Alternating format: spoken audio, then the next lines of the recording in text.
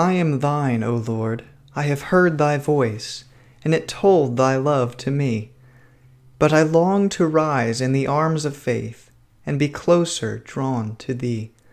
Draw me nearer, nearer, blessed Lord, to the cross where thou hast died. Draw me nearer, nearer, nearer, blessed Lord, to thy precious bleeding side. Well, if you didn't know, that is one of Fanny Crosby's beautiful hymns. And today we're going to be reviewing Fanny Crosby's Autobiography, which we will be diving into in just one moment. If you are new, let me welcome you to Petra Publications. My name is Davis, and on this channel I review books, not all necessarily Christian books, but ones that I feel are beneficial to the Christian soul. And if I do review secular books, I'm reviewing them from a Christian perspective. So welcome to the channel. Fanny Crosby's Autobiography is a 259-page book. It is hardback, it is glued, it is published by Hendrickson and printed in the USA. So it's not the greatest of the great as far as quality is concerned, but I always do love hardback over paperback any day of the week. But yes, so let's dive into a little bit of who Fanny Crosby was. Her full name was Fanny Jane Van Alstyne. That's a mouthful. She was born on March 25th of 1820 and died in February 12th, 1915. And generally at this point of the review, I would give some general information about the author, but I don't want to give too much information away because it will spoil the book. The same thing I'll have to say later, but basically she wrote over 8,000 hymns, some sources saying that it was over 9,000. They've never been fully collected, so there's no real way to know how many she truly wrote, but anywhere between 5,000 was the lowest number I found, and anything over 9,000, which is just utterly insane. But what a wonderful work she did for the kingdom of God. She married Alexander Van Alstyne, who was also blind, in 1858, and their only child died in infancy, which is really sad. So some info relating to this book that she wrote. Basically, many of her close friends and her relatives encouraged her to write this book, and even us, 100 years later, may still be encouraged and enjoy her work today. And again, I will say this as we dive into the content of this book. I can't give too much information away. It's such a short book. I feel like if I say too much, it'll wreck the whole book. So I'm going to read... I will read the content of the book to give you an idea of what is included here, and then I also want to read her dedication, which was also a poem. So the the contents, she has an introductory statement, and then getting into the chapters: Flowers That Never Fade, The Training of the Blind, First Visit to New York, Early Poetic Training, The Promise of an Education, Inspiration for Work, The Daily Task, Summer Vacations, 2 Addresses Before Congress, A Peerless Trio of Public Men, Contrasted Events, Literary and Musical Memories, A Lesson in Self-Reliance, Early Songs and Hymns, The Life of a Hymn Writer, 2 Great Evangelists, Other Literary and Musical Friendships, Work Among Missions, Events of Recent Years, Incidents of Hymns, A Few Tributes, Autobiographical Poems. And I did forget to mention earlier also, I tried to do some research because in the book she never dives into what denomination she was and what she personally believed. So I tried to do a lot of research on that area of her life, and I never did find anything. I don't think she ever said.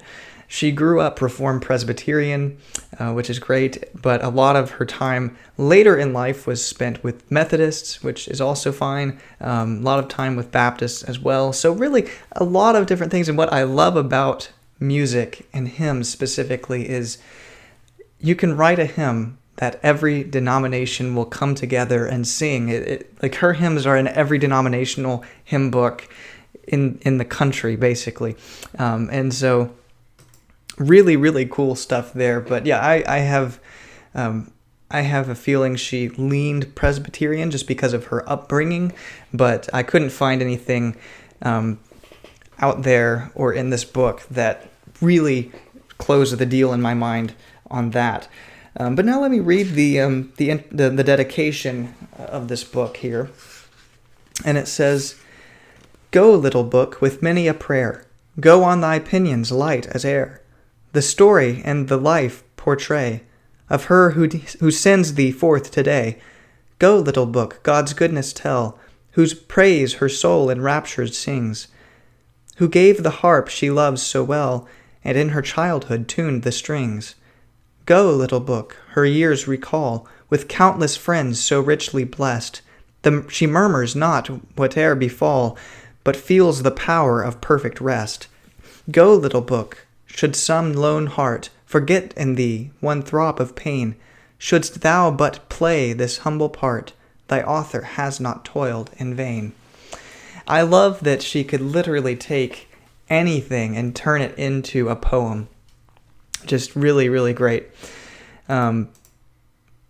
So this book also includes a great deal of her hymns, at least portions of them, and tells in the second to last chapter, she talks about how the hymns were written, how she drew the inspiration to write them. Very great stuff there. You get the inside story on how those hymns came to be, whether it was in a conversation or whether it was in prayer or whether it was just in meditation, whether it was when she was reading her Bible. These ideas came from all different areas of her life and just became these great, great hymns that we sing 200 years later, 100 years later. Are there any better books on this topic? This is a very unique book, and one that I cherish extremely deeply. And it was written by a blind woman of faith, and one that I admire deeply. And I'm not sure if there was even an actual biography written of her. Maybe there was one or two, but maybe, I don't know. If they were written, they can't be as good as her own words. And so my answer would be no, there's not anything better out there than this book on this topic. And so would I suggest buying it? Yes, I absolutely recommend it. Strongly recommend it. If you are interested in getting to know Fanny Crosby a little bit better, where she came from, but her story is fantastic. Her true humility, her love of Christ, her Christ-like love, just very, very powerful stuff. So I don't have any quotes for you today because I don't want to ruin the book. If you want to know what the book is like, go ahead and buy it. I do strongly recommend it. And I didn't know that Crosby had written a biography before. And I went into a bookstore and I found it, and I got so excited I just ran up to the counter and bought it and immediately went across the street to a restaurant and started reading it, and I finished it in a couple of days because I couldn't sit it down. It really was an excellent book. And I know this review is a little bit shorter than I usually go, which is a good thing, probably.